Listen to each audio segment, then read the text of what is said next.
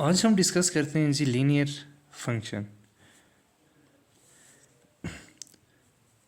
सबसे पहले हम देखेंगे डेफिनेशन कि लीनियर फंक्शन की हमारे पास डेफिनेशन क्या है।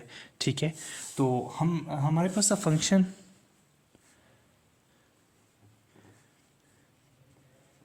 is said to be a linear function या is a linear function if it can be written in the form of if it can be written as किस तरीके से अगर लिखा जा सकता हो, अगर F x is equal to M X plus B इस फॉर्म में अगर किसी भी फंक्शन को हम लिख सकते हैं तो इट्स मीन्स डेट कि वो जो हमारे पास फंक्शन होगा वो लीनियर फंक्शन होगा।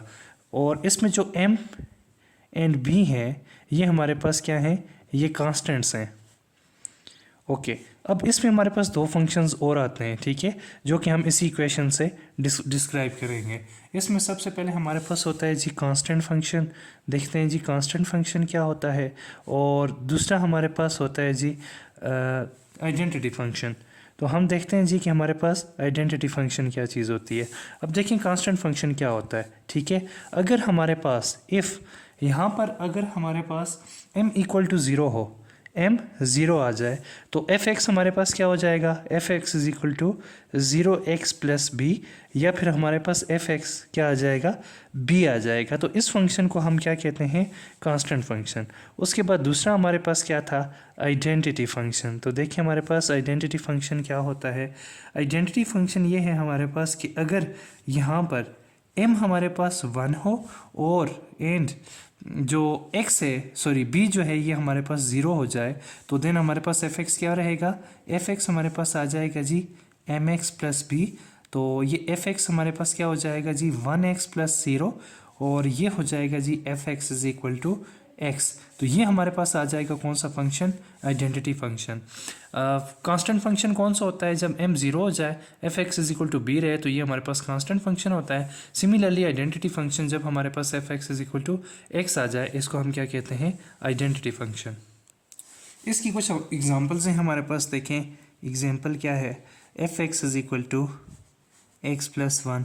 इसी तरह हमारे पास एक और इसकी एग्जांपल लेट्स सपोज लेते हैं, g of x is equal to minus three x plus four. एक और एग्जांपल इसकी ले लेते हैं जी, हमारे पास h of x is equal to two x plus one. तो ये सारे के सारे हमारे पास कौन से फंक्शंस हैं, लीनियर फंक्शन। नेक्स्ट दूसरा है जी हमारे पास क्वाड्रेटिक फंक्शन। ठीक है, अब देखते हैं जी क्वाड्रेटिक फंक्शन के हमारे पास क्या होता है। A function that can be written in the form of a function that can be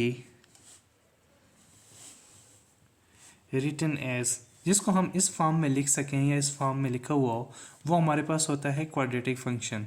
F x is equal to a x square plus b x plus C.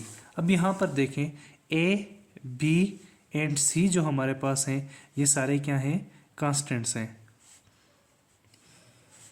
Okay, उसके बाद next देखें, और यहाँ पर एक और चीज़, a must not be equal to zero. अगर यहाँ पर ए ज़ीरो हो गया तो वो फंक्शन जो होगा वो क्वाड्रेटिक फंक्शन नहीं रहेगा बल्कि वो लीनियर फंक्शन हो जाएगा। और इसकी हम कुछ एग्जांपल्स देखते हैं। एग्जांपल है हमारे पास, ठीक है, एग्जांपल है हमारे पास f of x is equal to x square plus two x plus three. एक और एग्जांपल देखते हैं जी, g of x is equal to two x square plus four x plus one. तो इस किस्म के फंक्शन जो हमारे पास होते हैं वो कौन से फंक्शन होते हैं, वो क्वाड्रेटिक फंक्शन होते हैं। ठीक है, उसके बाद हमारे पास जो होती है डोमेन जो होती है इस फंक्शन की वो हमेशा याद रखिएगा, इम्प्लाइड डोमेन होती है, मीन्स के सेट ऑफ रियल नंबर्स होती है क्वाड्रेटिक फंक्शन की domain.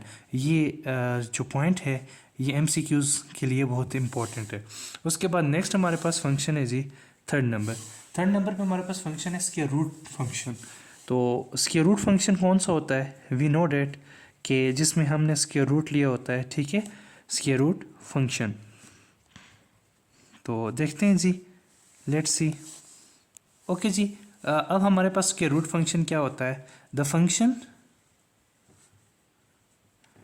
which can be written in the form of, या which is in the form of, अब देखिए स्क्वायर रूट फंक्शन की भी एक फॉर्म है, क्या होता है, f of x is equal to square root x, लेकिन यहाँ पर एक रिस्ट्रिक्शन है, क्या है जी, x must be greater than or equal to 0। अब यहाँ पर देखें जो हमने क्वाड्रेटिक फंक्शन देखा उसकी डोमेन भी हमारे पास क्या थी, सेट ऑफ रियल नंबर्स थी। उसके बाद जो हमारे पास लीनियर फंक्शन हमने देखा उसकी डोमेन भी सेट ऑफ रियल नंबर्स होती है, लेकिन जहाँ पर जो स्क्वायर रूट फंक्शन है इसकी डोमेन जो होती है वो set of non negative real numbers होती है, ठीक है, set of non negative real numbers. क्यों, क्योंकि जब हम यहाँ पर नेगेटिव नंबर अगर ले लेंगे इसकी डोमेन में आ जाएंगे, ठीक है, तो वो यहाँ पर क्या होगा, वो रियल नंबर्स नहीं रहेगा, ठीक है, वो हमारे पास इमेजनरी बन जाएगा। तो उसके रूट फंक्शन की डोमेन हमारे पास हमेशा क्या होती है, नॉन नेगेटिव रियल नंबर्स होती है।